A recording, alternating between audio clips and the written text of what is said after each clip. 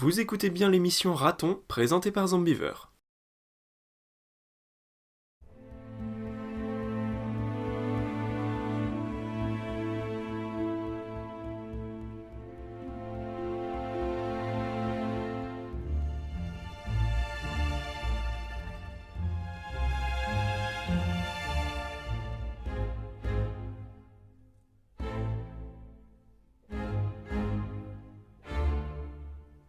Au fond d'un trou vivait un hobbit. Non pas un trou immonde, sale et humide rempli de bouts de verre et de moisissures, ni encore un trou sec, dénudé, sablonneux, sans rien pour s'asseoir ni se nourrir. C'était un trou de hobbit, d'où un certain confort.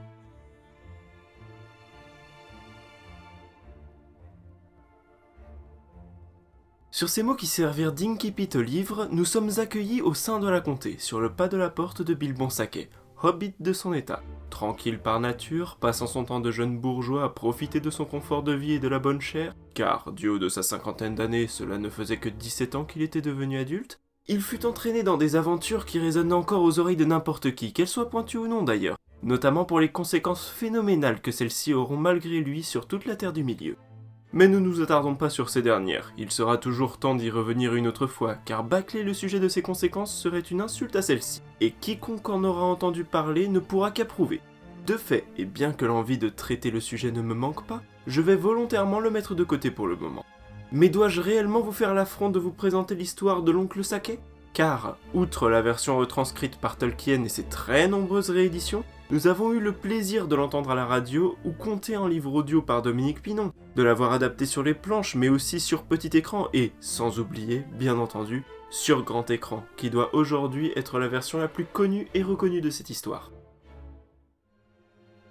Sauf que j'ai un problème avec cet état de fait.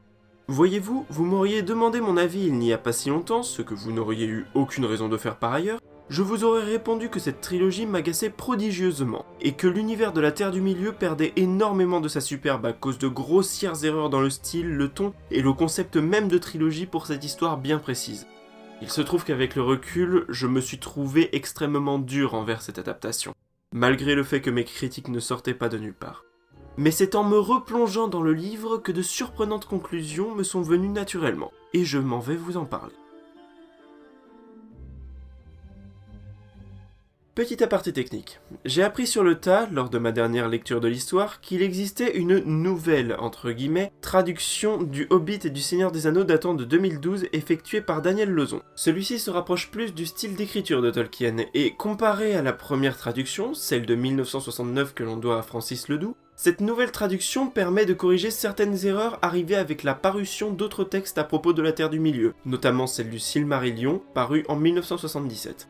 Il se trouve donc que par la mère de toutes les coïncidences, je possède le Hobbit avec sa traduction de 2012 et le Seigneur des Anneaux avec celle de 1972. N'étant pas un fan absolu de l'univers de la Terre du Milieu, le changement sautant le plus prestement aux yeux reste certains noms de personnages bien précis, parfois pour le plus malheureux, et je ne donnerai qu'une occurrence qui me parle particulièrement, et celle-ci concerne le personnage de Thorin Oakenshield. En l'occurrence, Oakenshield peut se traduire littéralement par bouclier fait de chêne ou bouclier en chêne. Dans les deux cas, je parle du bois de l'arbre, pas d'une chaîne faite de maillons, bien évidemment. Dans la première traduction, ce nain s'est vu donc nommer Thorin Écu de chêne, ce qui sonne médiéval, heroic fantasy, ce genre de choses. Il s'est vu renommer Thorin l'Écu de chêne dans la seconde traduction, ce qui sonne tout de suite déjà moins bien à mes oreilles, mais surtout, et c'est là que le bas blesse, beaucoup plus contemporain que son prédécesseur. Sans compter le fait que le prononcer à voix haute me provoque un léger rictus à cause d'une certaine homophonie en français. Écoutez bien, Thorin l'écu de chêne, voilà, tout le monde se gosse un peu. Mais ce que je souhaite mettre au clair, c'est que je me fiche un peu des différentes traductions littéraires en fait. Pour moi, ça reste une question de goût. Je passerai donc de l'une à l'autre en gardant simplement les mots ou les noms que je préfère. Mais au moins, vous savez. Déjà dans le concept, vous allez très rapidement comprendre mon souci avec les films en eux-mêmes, me basant sur les versions longues, donc théoriquement complètes. Pour cela, je vais voir le nombre de pages qui ont été adaptées dans chaque film. C'est un outil basique et qui ne voudrait pas dire grand-chose si on l'étendait à d'autres films. Néanmoins, à défaut de démontrer la qualité de l'adaptation, il permet au moins de voir la densité de pages et de textes ayant été adaptés en un temps donné. ce qui peut nous donner certaines informations utiles dans notre analyse. Et afin de solidifier l'analyse que je souhaite en donner, je peux comparer la trilogie du Hobbit à celle du Seigneur des Anneaux, car à la base, ce sont des récits écrits par le même auteur, J.R.R. Tolkien, ils ont été réalisés par la même personne, à savoir Peter Jackson, et l'équipe de scénaristes est quasiment la même. Sur les 4 scénaristes du Seigneur des Anneaux, on en retrouve 3 dans la trilogie du Hobbit. Donc je pense que l'adaptation peut être comparée pertinemment sur ce point-là. Par contre, vu que Wikipédia et mes boîtes de DVD ne se mettent pas d'accord sur la durée des versions longues, et que je veux évidemment exclure les génériques, je vais le vérifier moi-même immédiatement. Très bien, le constat est sans appel. En ce qui concerne la trilogie du Seigneur des Anneaux, et plus précisément pour commencer, la communauté de l'anneau. La version longue dure 192 minutes, soit 3 heures et 12 minutes, et adapte l'équivalent de 471 pages de l'édition intégrale que je possède, soit 2,45 pages par minute de film.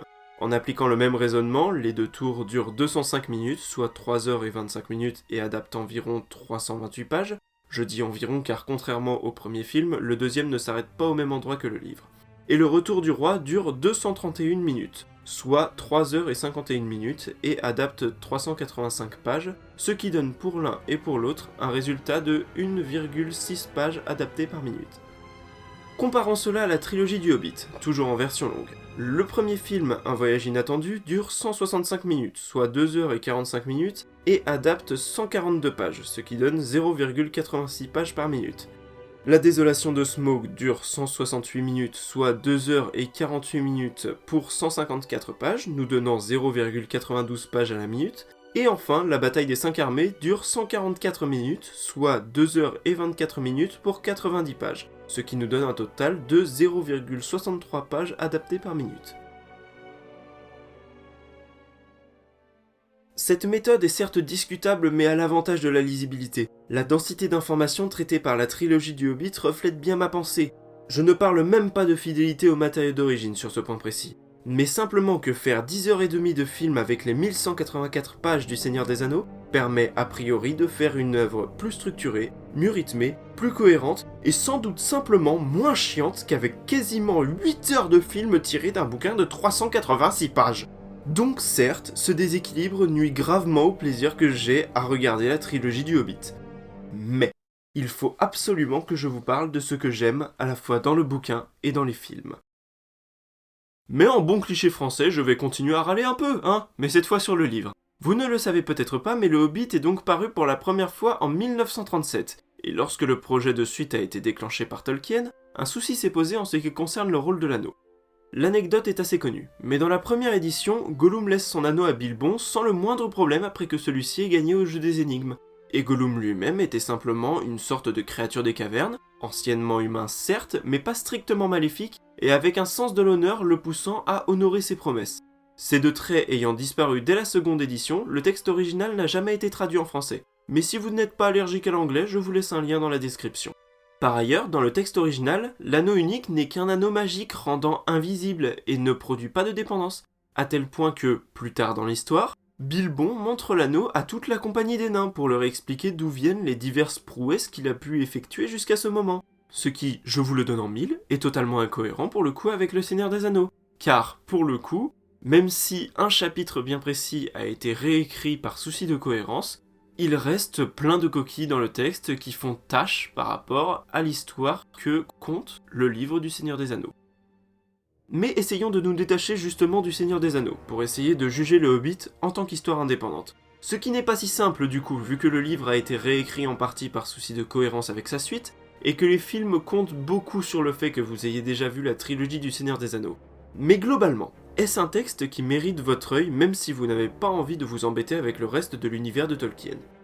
Je pense que oui. Le livre est suffisamment bien écrit pour qu'un enfant y trouve de l'intérêt, au moins autant qu'un adulte, et contient une dose non négligeable de merveilleux qui fera voyager ceux qui souhaitent s'évader du quotidien, pour aller rencontrer des elfes, voyager avec des nains, discuter avec un dragon pour lui voler son trésor. Parlant de trésor, une chose est absolument frappante lorsque l'on compare les films et le livre, et c'est une chose pourtant essentielle à la structure du récit. Vous l'aurez compris, je parle de l'Arkenstone, ou pierre arcane en français. La différence fondamentale entre les deux œuvres est le moment où l'on en parle pour la première fois. Dans les films, elle est évoquée dès le début et est présentée peu de temps après comme l'objectif final de la quête de la montagne solitaire. Ceci est une immense liberté prise par rapport au livre, où le joyau est évoqué pour la première fois à la page 308 et est retrouvé à la page 315, ce qui fait que je me demande réellement pourquoi les nains ont besoin d'un cambrioleur, et plus encore, car cela peut encore s'expliquer, pourquoi est-ce que la mission du Hobbit n'est jamais définie car on l'engage en tant que cambrioleur, mais sans jamais lui expliciter clairement ce qu'il doit voler. À mon sens, c'est la plus grande qualité de la trilogie de films, d'avoir su garder un fil conducteur qui donne sens aux aventures de Thorin et compagnie. Je peux dire ce que je veux sur la durée des films, et sur certains choix comme le fait d'avoir modifié la chronologie de certains événements, comme le fait que Gandalf retrouve le père de Thorin dans les cachots du nécromancien 100 ans avant le début de l'histoire dans le livre, alors que ces mêmes événements se produisent durant le deuxième film.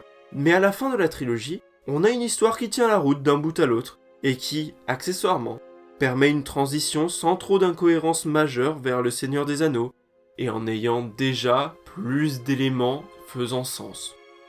Le livre est facile à lire et ravira petits et grands sans les faire totalement revenir de cet univers, lisez-le donc. Et les films sont pas trop mal.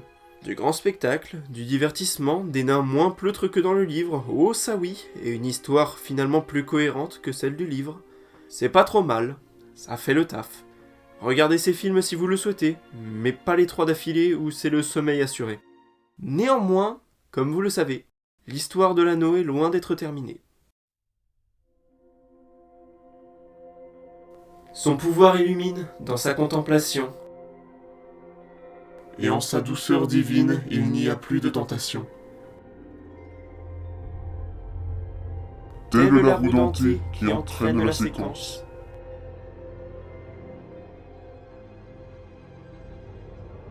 Vous qui le portez, laissez toute espérance.